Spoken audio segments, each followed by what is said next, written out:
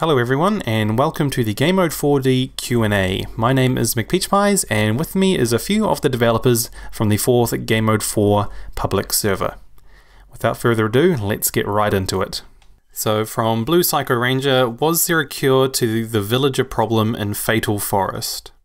Special, I think you know most about that system because I forgot about it a bit.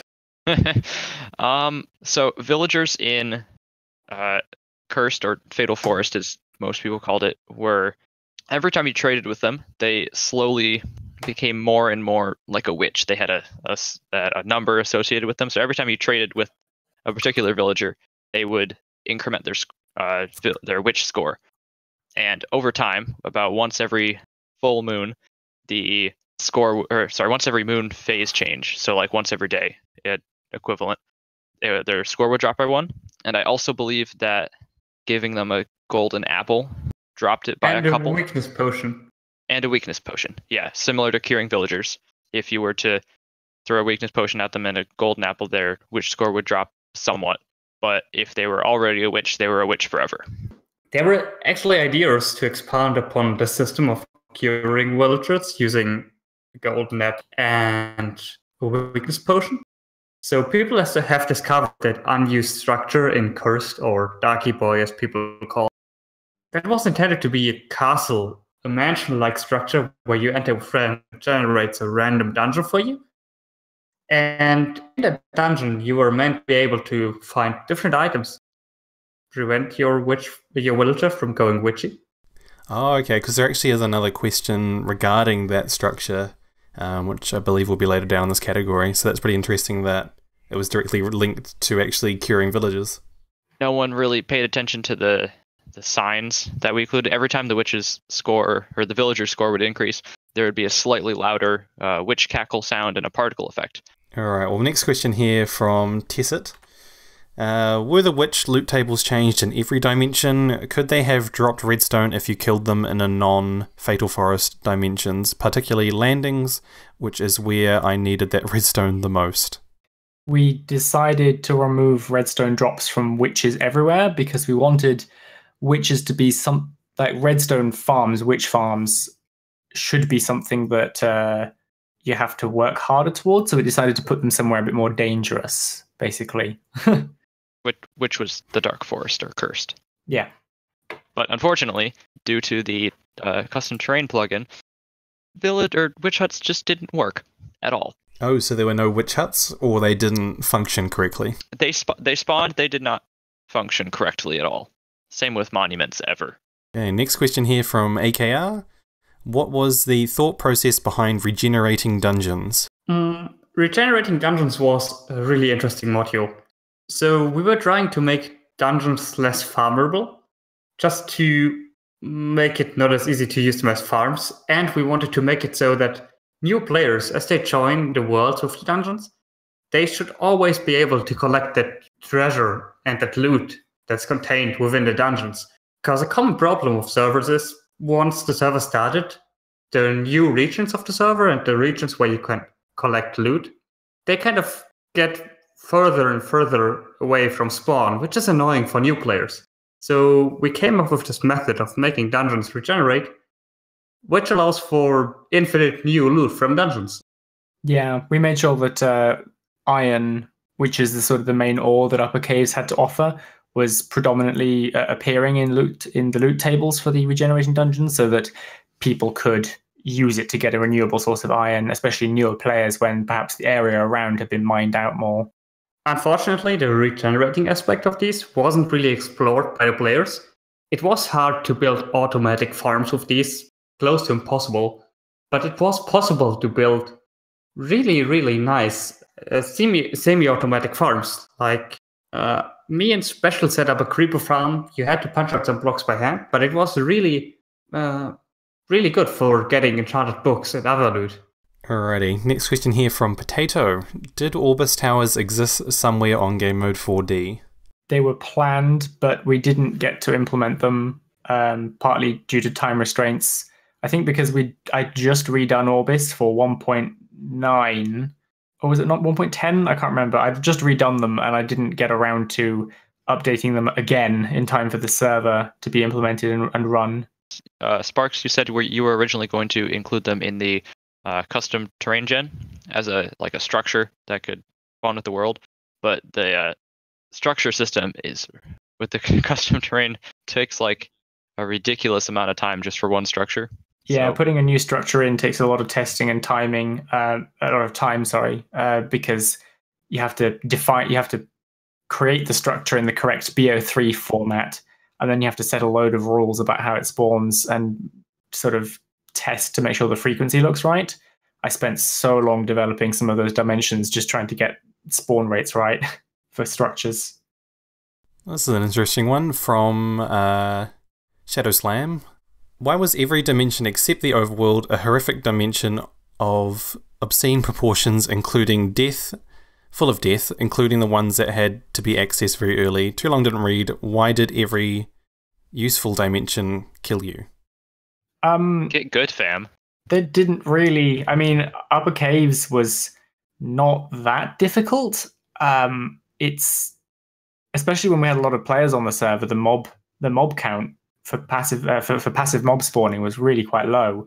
The idea we had when designing this was that dimensions would all have a different purpose, and we wanted to cater for different types of player. So dimensions like Amplified were for builders who wanted somewhere pretty to build.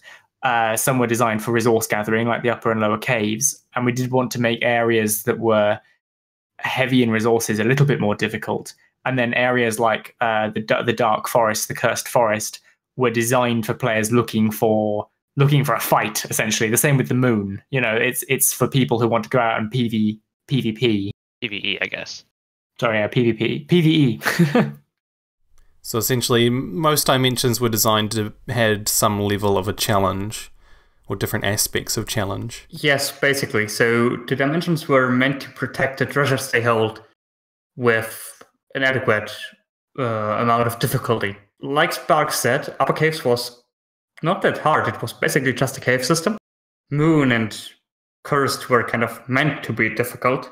A lot of players said that Lower Caves was too difficult. The difficult part about balancing Lower Caves was the cave system wasn't that hard, but that lava cavern at the bottom, it exposed a lot of diamonds. So we had to make it hard because those exposed diamonds were basically free to get. That's why those geysers existed.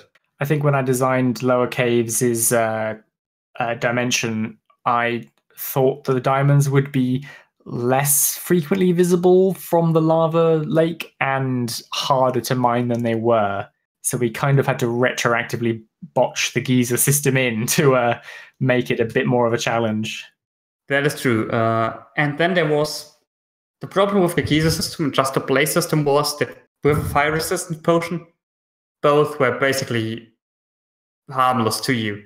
So that's why those smoke clouds existed. It just took fire resistance off of you. This was changed at a later point of the server. At first they removed every effect, but it was really OP, so it was changed to just fire resistance later. This was to just debuff end game players. These smoke clouds didn't affect early game players, of course, because you won't have a fire resistance potion early game. Okay, so that's quite closely related to another question from AKR, which also stated, was that the same reason behind blazes were put in the lower levels of Lower Caves, along with smoke clouds? Yes. Alright, another question here from AKR. Was there a crafting recipe for the elytra in any dimension? In any dimension? If not, was there ever planned to be a crafting recipe? There was originally planned to be a crafting recipe. We thought about it and talked about it before the server opened and kind of just said we'll do that later, much like what happened in PS3. But then we kept having to deal with bugs and life happened for a lot of people and we never really got around to it. And it was kind of okay, we think, because the people got elytras and there wasn't ever really a shortage. The end had enough for the number of people who played the server. Alright, well I think that covers most of the gameplay questions, so if we quickly move on to the server-related questions, which are a bit more kind of generalised. We'll start off with a question from AKR again. How effective was landings at deterring rule breakers? In the same vein, how many potential legitimate players do you think the landings experience might have turned away? We can't really tell how many legitimate players we turned away. We know that landings was really efficient at turning away bad players and griefers, because most of them didn't make it through landings. We didn't see many large-scale griefs on PS4, and we think this was heavily influenced by landings working as a barrier to keep them out. But we are pretty sure that there's a high number of players that turned away without getting to know the server properly.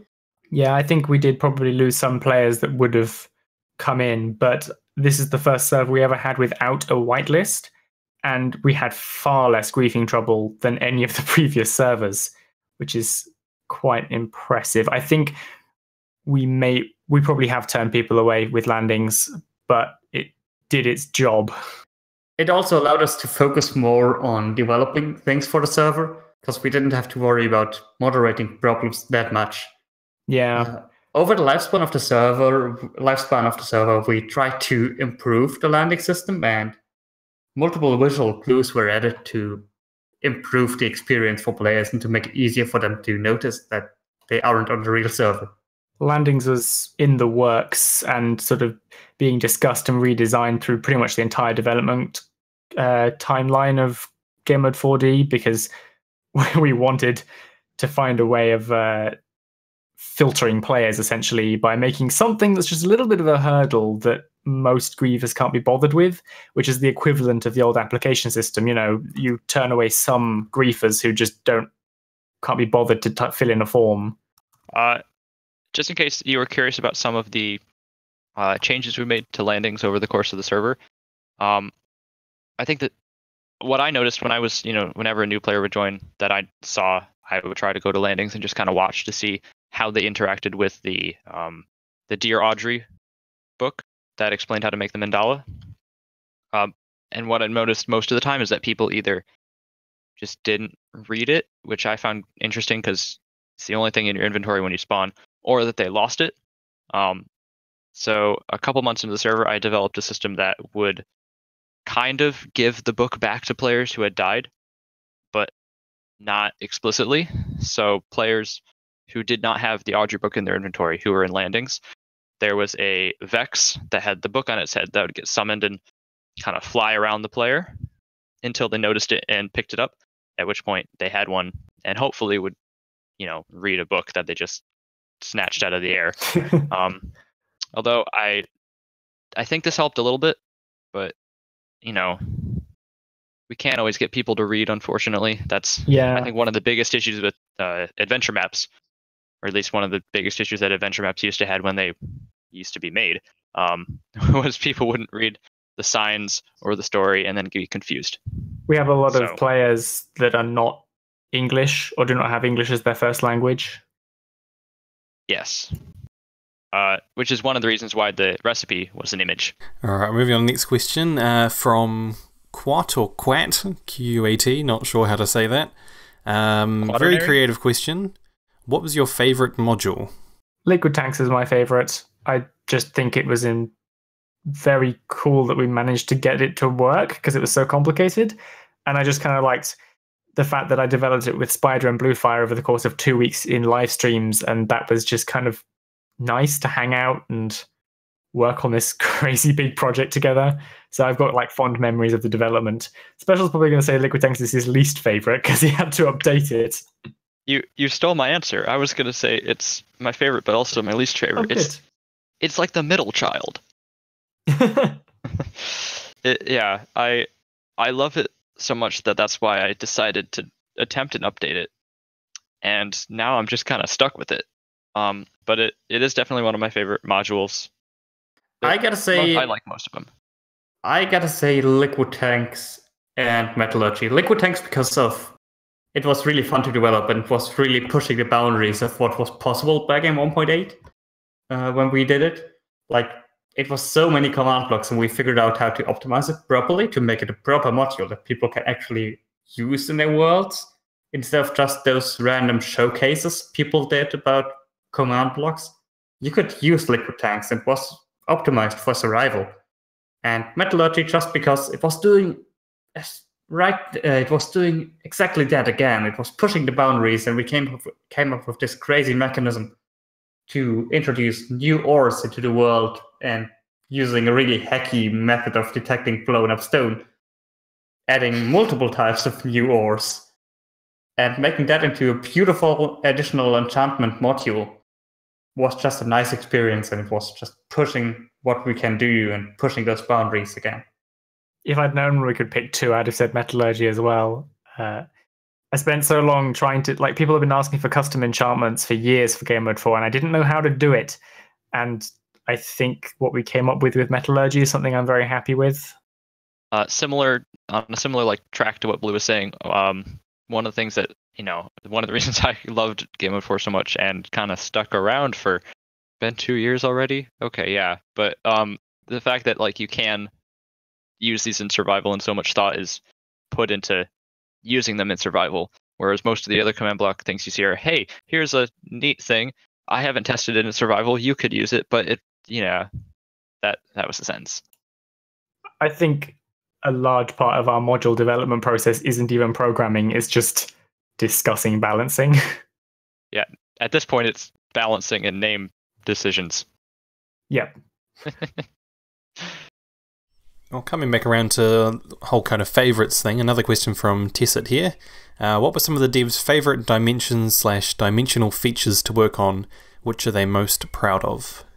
So, I think my answer to this is the dragon fight. That was my favorite. I guess that's a kind of dimension, but that was my favorite thing to develop. I thoroughly enjoyed writing a story for it and just kind of messing with dragon mechanics, which is a whole can of worms to open. But I think that was my favorite thing to do. It was a lot of work. I don't think I would want to do it again anytime soon, because it's a lot. I wouldn't do it alone, that's for sure. But I don't want to point out a single dimension here. I really like the way that the stack of dimensions fit together, like that being moon, aether, overworld, upper caves and lower caves. I really like the way that those dimensions formed like a stack that you could travel up and down in. And the favorite thing to work on for me was the way to unlock Cursed or Darky Boy. It was just a neat mechanic to have to defeat a cave boss in a weird and quirky way, like burning the witch, to unlock this dimension, and then you get that item and chuck into a magical cauldron to unlock this magical, difficult dimension. That just felt right to me. I think my favorite dimension, because I was the one doing all of the terrain programming, my favorite one to work on was probably Fertile, because it looks really pretty and nice, and I like the texture pack we have for it and everything. I think Spider's plugin for making things like spread and rot over time was really cool, but I really liked working on all the little like patches of like plants growing around the rivers and the little like piles of hay and stuff. I think it looked really pretty. I'm really pleased with how Lower Caves looks, but it was not fun to develop because, oh my god, the way that the shape for a biome is defined in terrain control is like a series of 32 numbers, and changing one of them will drastically alter the shape of your terrain or do absolutely nothing. So it was just hours of changing a number, deleting the world file, reloading, seeing what had changed, deciding if it was better or worse, and doing that over and over and over again. Really happy with the end result, but it was horrible. Another dimensions-related question from AKR. What were the 2 work-in-progress dimensions that never made it to Gamemode 4D? There were definitely more than 2 that were planned and discussed. Yes. There was, let me see, well, there was Archipelago, which was supposed to be a link after Amplified, which was basically like islands, lots and lots of islands. And the idea was it was sort of a place where every person could pick an island and make it theirs, and there'd be sort of a clearly defined boundary to your property, and you could build cool stuff on your island. And then after that in the chain was going to be Water World, which we were holding onto for 1.13 if the funding hadn't dropped off, so we couldn't keep Gamemode 4D going any longer. The plan would be to have that world in 1.13 and then use all of the new terrain generation because the whole thing was going to be underwater. So it's going to be normal Minecraft terrain, but with the water level raised up to like Y 200 or something. Maybe not quite that high, but you get the idea. And that world was going to have a hidden shortcut travel link back round to, I can't remember which dimension it was going to link to, but we were going to add shortcuts that let you jump between different dimensions. We also had, we planned a dimension called Mad Max. We were calling it Mad Max internally, which was just sort of a desert dimension. It was going to have a lot of traps spawned in it. And the idea was that this was going to be the only dimension where PvP, non-consensual PvP was allowed. So it was kind of like this sort of PvP arena where you can go if you dare. And on the other side of the link to Mad Max, on the very far end of this long chain of difficult PvP, PvE dimensions, we were going to have Woolly World, which was Crazy Man's idea. Basically, every block in the terrain is replaced by different colors of wool. Sheep will explode if you get near them, I think. If you shoot them with bows and arrows, they were going to go up like fireworks. Weird stuff like that. And I think any block that you placed from your inventory would turn into a wool block of an appropriate color. Just for a bit of fun, At one point in the development process, we also had the idea for Dark World. This world was meant to be home to the being scared in the dark mechanic that you guys have seen in Darky Boy or Cursed. But we decided to merge those two since both worlds wouldn't be that different, and it would just add to the ambience of Cursed to give it the dark mode scared thingy. Originally, the Darklands dimension was going to be normal Minecraft terrain, but you couldn't place any light sources, which meant that the whole scared in the dark mechanic would have a lot more impact. And my thinking was that it would be sort of a dimension for those extremophiles that like building in strange places where you need to find a natural light source like a lava pool on the surface and sort of channel it down through like stone channels and build a base underneath and use the lava that's like split and dropped in a sort of stream to light your whole base in a way where it's safe for you. I think that could have been kind of fun, but the other developers argued that it was too specific a use case for people. So we ended up just moving the mechanic over to make the cursed dark forest dimension more so. I think that's all the dimensions I can think of that we had planned that we didn't add. I just checked the document. That's all the dimensions. Ah, okay, yeah. And we had 4D kept going, we would have continued to add new dimensions. Also with the plan that if a dimension got really like full of people and built out and all, say the upper caves had all its resources stripped, we would create a new copy of the original version of lower caves or upper caves, put it in the world link where the old one was, and create a new link to the old upper caves, so people could still travel there to visit their builds and farms, but then we'd have like a renewal of resources for newer players. But we didn't get to that point. There were kind of just to develop a thing, because there were no questions about this that Sparks mentioned about how we could have the link that went back around. There were plans to, as more dimensions were added, they'll change like the link map and make everything more interconnected and complicated, kind of. So like there'd be shortcuts from one dimension to another and stuff like that. One that I can think off the top of my head we talked about was like on a full moon in Cursed, you could, I think, jump back to the overworld. But that didn't happen primarily because the plugin didn't support the time checking, I believe, and we didn't think it was suitable to have that be the only shortcut link at the time. But more, we should have added it if and when we added the other shortcut links, like from Archipelago. I don't know how to pronounce that word either. I've always just said Archipelago. No. Now I can't say it any other way but how I've heard you say it. Archipelago. I don't know. Archipelago? All right, well, we'll move on to the next question here. This one from Dragon. 2 questions. When was the idea for extra dimensions first suggested for Gamemode 4D, and do you ever feel like you announced Gamemode 4D too early, almost a year before its release? Crazy Man and I thought up the concept at the end of Minecon California. We had 3 hours to kill in the airport because apparently it takes a very long time to get into America, but they don't care when you leave. So we were sat in the airport, and I don't quite remember it. Actually, no, I think we started coming up with the idea a little bit before we left. We discussed it around the table with some other Minecraft friends, and we went to dinner. But we kind of fleshed it out in the airport, and we messaged Spider and said, "Spider, do you know why nobody's ever done this before?" Of course, we now know why nobody's ever done it, because it was an insane project, but we didn't know that at the time. So that's when it was first suggested, I suppose. And I feel like the announcement date, we were kind of backed into a corner because I think we announced it too early in the sense that we had a very long wait between the announcement and the server opening. But we had lots and lots and lots of people asking us why we weren't resetting the server. And Minecraft was updating as well, and people were getting confused. So we had to say something, basically, is how I remember it, basically. Question from AKR. Was the mandala part of the plan for Gamemode 4D from the beginning, or did you intend to have alternative means to access dimensions in the same vein as Nether Portal and End Portals? If so, what were these planned alternatives means? Do you guys know? Yes.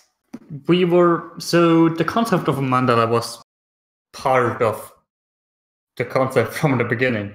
We're looking for something that allowed you to travel between dimensions, but we didn't fancy doing portals. We wanted to have something that's player specific that a player can use. So really early in development, we decided it would be an item, and then we struggled a long time about which item it should be, and we eventually landed at the mandala suggested by Sparks. So no portals, but a player specific thing from the start, and then we settled on an item. Yeah, we wanted something player specific so that everybody had to work their way through themselves, even if they could get help from other people. I forgot what I wanted to say specifically. Something about. Oh yeah, I don't think we ever really discussed, like, I don't know how much the lore was in the forefront for the mandala, but the concept was that the act of creating a mandala put your character's mind in a certain state, like a certain frame of mind where it could see the world. Like the act of building the mandala would make something click, and you'd suddenly see the world a little differently and understand that there was more that you couldn't see. So it was like the act of crafting a mandala. You have to make your own mandala to travel for the first time. You can't just pick one up off the floor in landings. I don't know if anybody noticed that. And then the idea is that by doing different things in each dimension, an act will create what we call an understanding, where you suddenly get a connection between two dimensions. And once you understand the integral, like bottom level link between how these two dimensions are similar, you can then travel. So that was kind of the lore behind it. It's based a little bit on what I kind of got the idea slightly from a series of books called The Long Earth by Terry Pratchett and Stephen Baxter, which is a really good read if you like a sort of travel epic book, by the way. Go read it. So a related question to that from Morris is, how did you settle on the name Mandala? I know it. We had a lot of names in the works. I don't remember how exactly we settled for Mandala. Special go. So when you told me it was called a mandala, which by the way, I first thought it was a mandala, by the way. I looked it up, and it's a term in Hindu, I think. I'll have to check back on that. But it's basically, right. It's like a world map kind of thing. It's a type of design that it's like, I'm trying to think of something similar. It's squares inside circles, I think, is the basis of it. Yeah, like a net that's made of geometric shapes and stuff like that. But it's supposed to represent like the world and like just generically the whole world, which is kind of what the mandala is. It's kind of like a map of the universe, I guess, Yeah. in a way. It's a Sanskrit word that means circle. It's a ritual system, ritual symbol in both Hinduism and Buddhism, representing the universe. Yeah, okay. It's apparently also something that kids make in school with 2 crossed sticks and a lot of wool, which I didn't realize until afterwards. We put a lot of thought into the names of special items we had for Gamemode 4. I think I spent a very long time doing research before we came up with the name of Shamir for our custom enchantments. It's based on is it Arabic? Yeah, I believe so. Because you asked Dor about it. I asked Dor to make sure that there was no like cultural problem with using the word, but it's basically the Tower of Babel was built using just to pronounce this. It is not Arabic. It is Hebrew. Yes, Hebrew, of course. Yes, Hebrew. Don't get those two mixed up, please. No, you're right. I'm sorry. That's my memory. But yeah, the Tower of Babel was built apparently with this mysterious tool called a shamir, which may have been some sort of special tool that can't be used to hurt people, because they didn't want to build this tower to God with tools that can also cause harm. Or it might have been some sort of magical worm that ate away at the stone to build the tower.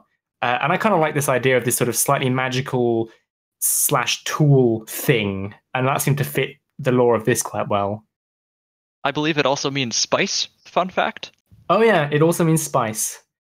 And I was convinced it was pronounced shimmer, which is also appropriate for a custom enchantment. Yeah, this is true. We got a bit sidetracked there, but hey, extra info for you guys.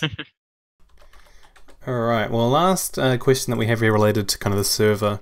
I'm probably going to pronounce this completely wrong, from Ironel? Not too sure how to say that, but what are the staff's opinion on the outcome of Gamemode 4D? Did it reach as many players as hoped? And did you feel like the player base was satisfied, etc., etc.? Well, we did a survey on this. We did a survey on how much players like the server and how much they like the dimension system. This was quite a while back. And against our belief that not a lot of people like the experiment of Gamemode 4D, the survey actually said that a lot of players were fine with it. Just the ones that didn't like it, or the ones that were fine with it, they really saw some flaws in the design and they were really upset about those flaws. But in general, people liked it with a couple of drawbacks. I'm sad that it closed when it did. I feel like more could have been done with it, but I am very happy that we managed to pull it off. It was so much work. It's never been done before. I'm very proud of the project, and I can't believe how much effort everybody put into it, staff and other contributors in the community. It was just a huge collaborative project, which I think was really cool. I think the reason it kind of died down is just that updating it takes so much time and effort, and we just don't have that time in our staff base anymore. I think the project was too big for our team, essentially, to keep it interesting and updated to quite the level that it needed to be. Yeah, one of the biggest things that, irked players, I think, was the lack of guardian temples and witch huts. That was, kind of a glaring thing, and we couldn't fix that without completely gutting the custom terrain system, and that wasn't really possible. Spider would have had to write a custom version of terrain control, and he is a very busy Spider. Got 8 legs, and they're all doing as much as they can, and he wouldn't have had time to do that. So it just became unmaintainable, unfortunately. All right, well, we'll wrap things up here with one last question. It's a technical one, as most other technical ones have been answered through the Q&A. But lastly, from iGalaxy, how was the dimension system done, and how did the inventory transfer system work? A lot of tears. It was a little botchy, I guess is the word. In order to get the inventories to transfer from server to server, because each dimension was a completely separate server that were just cooked together over bungee cord, I believe, similar to how like the things in Hypixel are. But in order to copy the inventories, we hired someone to write a plugin that basically took your inventory, serialized it into some data format, and sent it to the next server along with you. And then that server would have to inject it back into your own inventory.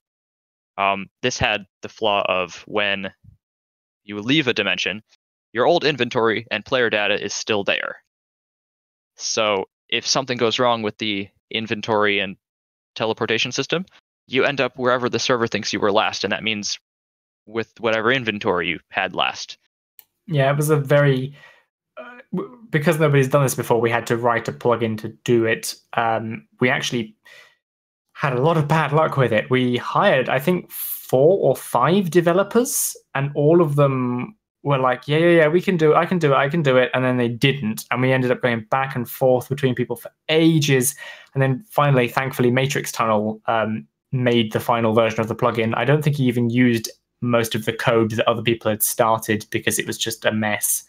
And then we had to make a couple of tweaks to that plugin ourselves as well, just to get things linking nicely. But yeah, it's a very weird plugin, which you can actually get. It's been released. If you want to look at how it works, maybe there'll be a link in the video description, question mark. We don't... it will be linked to on our Discord. We don't recommend using the plugin. It is really held together by a lot of sticky tape and positive thinking. And running anything with it, whilst it works, requires a lot of maintenance. So unless you get a team of a lot of staff, don't try to run a server on it. We highly disencourage So in the sense that it was designed for Gamemode 4D, and even though it's released, it may not necessarily, or isn't really designed to be a flexible kind of plugin. It's more specific for Gamemode 4D. We mostly released it for the curious, and I guess as an example that you could base some of your own code off of. Cool. All right. Well, I think that's going to just about do it for all the questions. I know that a lot of people were hoping to get questions about Public Server 5 and Gamemode 4 in general, but we will likely be doing that in a separate Q&A at a later date. But I think from what people have asked regarding Gamemode 4D, I hope we've covered most of the questions and answered them to the best extent. Thank you all you developers for coming along. Thank you, Peach, for putting the video together. Not a problem. Thanks, guys, for being curious and asking us questions. See ya, everyone.